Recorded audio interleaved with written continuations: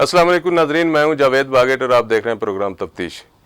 नाजरीन, तफ्तीश प्रोग्राम में आज जो मेरा मौजू है वो भी एक ऐसे फ्रॉड से मुतल्लिक है जो कि वफाकी दारुल-हुकूमत में अरसा दराज से चल रहा है। इदारे खामोश क्यों हैं, किस वजह से इदारे उनके खिलाफ कार्रवाई नहीं करते, अगर करते हैं तो वो एक फर्जी कार्रवाई तस्वर की जाती है, क्यों उनको छेड़ते नहीं हैं, क्यों उनके खिलाफ कार्रवाई नहीं करते। वहाँ पे रहने वाले हज़ारों लाखों लोग इस कदर तंग हैं, जब वो बोलते हैं या आवाज़ उठाने की कोशिश करते हैं तो वहाँ की मौजूद इंतज़ामिया जो है उनकी आवाज़ को दबाने की अपनी कोशिश करती है और उनको इस कदर तंग करते हैं कि जिसकी अगर मिसाल ली जाए तो यहाँ इस्लामाबाद में ऐसी मिसाल नहीं मिलती। मेरी मुराद वफाकी दारुल-हुकूमत के ऐन वस्त में वाक़या गौरी टाउन से मुतल्लिक है। गौरी टाउन मनसूबा, जिसको अब अगर मैं ये कहूँ कि ये एक फ्रॉड मनसूबा है तो कोई दूसरी बात नहीं होगी। गौरी टाउन फ्रॉड मनसूबा जब शुरू हुआ तो उस वक्त CDA ने खामोशी इख्तियार रखी, उनको ढील दी, वो करते गए, अपनी जेबें गर्म करते रहे। ज़राए यहाँ तक कहते हैं कि इस सारे किरदार में CDA का भी बड़ा अहम रोल है। लेकिन ये अहम रोल क्यों बना, किस तरह से बना? क्योंकि गौरी टाउन इंतज़ामिया जो है, जिसमें मैं अगर जिक्र करूँ अली अकबर ग्रुप का या अब्दुल रहमान का, तो मेरे ख्याल में इस्लामाबाद से बाहर लोग भी इस फ्रॉड को बखूबी जानते हैं। अगर मैं जिक्र करूँ थाना कुराल का, तो थाना कुराल में आजकल जो सिर्फ काम है पिछले दराज अरसा से, वो सिर्फ इसी से मुतलका हो रहा है। इसी पे कार्रवाई होती है, नहीं होती है, की जाती है, रोक दी जाती है, यही सारा सिलसिला चल रहा है। यहाँ पे अगर मैं इस हवाले से बात करूँ कि महकमा आइस्को ने मीटर बंद किए, लेकिन अंदर खाते वो भी लगा रही है। गैस के मीटर महकमा सुई गैस ने बंद किए, लेकिन वो भी लग रहे हैं। बात यह है कि ये फ्रॉड जो है, इसको रोकने का कौन मजाज है, कौन इस फ्रॉड को रोक सकता है, कौन इन चीज़ों को सरेआम रोकने की जुर्रत कर सकता है? क्योंकि अगर इदारे उनके साथ मिले हुए हैं या उनके साथ मिली भगत है उनकी, तो उन गरीब लोगों का या जिन्होंने अपनी उम्र भर की जमा पूंजी यहाँ पे लगाई, उनका क्या कसूर है? सरकारी इदारों की अगर बात करें तो वहाँ पे दरख्तों की कटाई के हवाले से कितने वाक़यात हो चुके हैं और उस मद में इंतज़ामिया ने जुर्माने ही भरे, लेकिन बाज नहीं आए। अगर मैं वहाँ से गुजरने वाले नाले की बात करूँ तो उस पर कितने कब्जे हुए, कितने प्लाट बना के इन्हें अब्दुल रहमान ग्रुप और अली अकबर ग्रुप ने दिए, तो उसकी एक लंबी लिस्ट है, लेकिन कार्रवाई न होने के बराबर है। आज भी वो एक गैर कानूनी मनसूबा इस तरह से ट्रीट कर रहा है जिस तरह इस्लामाबाद में एक कोई बहुत बड़ा कारनामा ये सर अंजाम दे रहा है।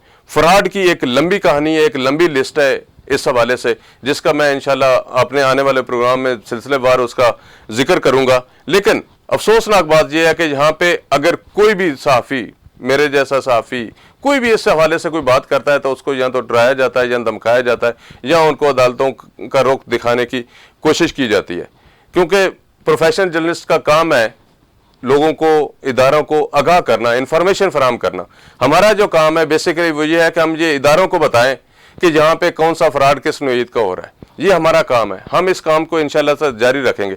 मैं पिछले दिनों एक प्रोग्राम देख रहा था शमशाद मांगट साहब का, उन्होंने इस पे आगाज़ किया, इनको ये बताने की कोशिश की कि आप फ्रॉड कर रहे हैं अब्दुल रहमान ग्रुप को, लेकिन अब्दुल रहमान ग्रुप ने पहले कोशिश की डराने की, धमकाने की, इस तरह की बेशुमार बातें। उसके बाद उसने कहा कि मैं अदालत जाऊंगा। अदालत जाएं, हमारे पास उसके भी सबूत यकीनन मौजूद होते हैं। कोई भी रिपोर्टर या कोई भी इन्वेस्टिगेटर एडिटर या उस पर काम करता है जिस तरह शमशाद मांगट साहब ने काम किया, तो यकीनन उनके पास सारे सबूत मौजूद होंगे। मैं अगर यहाँ इस फ्रॉड मनसूबे की बात कर रहा हूँ तो मेरे पास भी ये सारे सबूत मौजूद हैं, इस वजह से मैं ये बात कर रहा हूँ। अगर सबूत ना होते तो मैं शायद इस पर बात ना करता। चीज़ें अगर इकट्ठी की जाए तो इतना बड़ा फ्रॉड है कि बहुत सारे इदारे चकरा कर रह गए। अब अगर बात की जाए नैब की, नैब ने एक पब्लिक नोटिस भी जारी किया, उस पर सैकड़ों के हिसाब से दरखास्तें ज़राए का कहना है कि आ रही हैं, उस पर भी कार्रवाई की जाएगी। उसके अलावा उन्होंने फ्रॉड करने वाले, मैं अगर आपको बताऊं तो ये एक लेटर जारी किया कि ये इंक्वायरी किसके खिलाफ चल रही है। मेन जो कल्प्रेट है, मेन लोग जो हैं वो यही अब्दुल रहमान ग्रुप और अली अकबर ग्रुप के लोग हैं। इसमें अगर तफसील में थोड़ा सा इसमें जाएं तो ये 27 ऐसे लोग हैं जिनके खिलाफ, जिसमें कोई कंपनीज भी शामिल हैं, कुछ दीगर इदारे भी शामिल हैं, तो 27 वो बनते हैं। 27 में से अगर थोड़ा सा कैलकुलेट करें, आप थोड़े से इसका मुशाहिदा करें। ये जो लिस्ट मैं आपको दिखा रहा हूँ, इंशाल्लाह इस लिस्ट में जितने लोग हैं, जिस तरह के इनकी कार्रवाइयाँ, उस पर सिलसिलेवार भी सिलसिला शुरू किया जाएगा। लेकिन उसमें से ज़्यादा लोग जो हैं वो अली अकबर ग्रुप और अब्दुल रहमान ग्रुप के हैं, वो 14 बनते हैं। 27 में से 14 मतलब 50% जो इंक्वायरीज या बाकी मामलात हैं वो सारे इसी ग्रुप के हैं।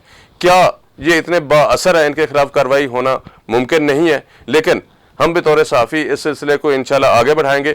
शमशाद मांगट साहब के हवाले से जो चीज़ें चल रही हैं, उसमें हमारी जो जद्दोजहद की यूनियन है या जद्दोजहद की जो हमारी तंजीम है RIUJ, वो इसमें सीरियस अंदाज में एक्शन ले रही है।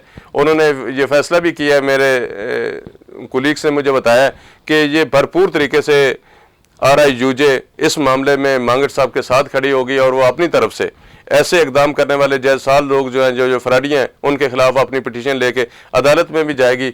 इंशाल्लाह इस पे भी बहुत जल्दी आपको कार्रवाई होती नज़र आएगी। और इसके अलावा एक और अहम बात मैं आपको यहाँ पे डिस्कस करना चाह रहा हूँ, वो ये है कि इस मामले पे फौजदारी मुकदमात का भी हम सिलसिला शुरू करेंगे। अगर ये इस तरह की चीज़ों से बाज ना आए या इदारों ने कार्रवाई नहीं की, तो हमारा काम है इदारों को ये बताना, बार बार उनको पिन करना कि ये जो आप कर रहे हैं ये आप गलत कर रहे हैं, इसके खिलाफ कार्रवाई होनी चाहिए। ये हमारा राइट है, हम आवाम के क्योंकि नुमाइंदे हैं, आवाम की जिम्मेदारी है हम पे कि हम कोई भी किसी जगह पे कोई भी इस तरह का फ्रॉड हो रहा है तो उसको आवाम तक पहुँचाएँ या जो मुतलका इदारा है उन तक पहुँचाएँ।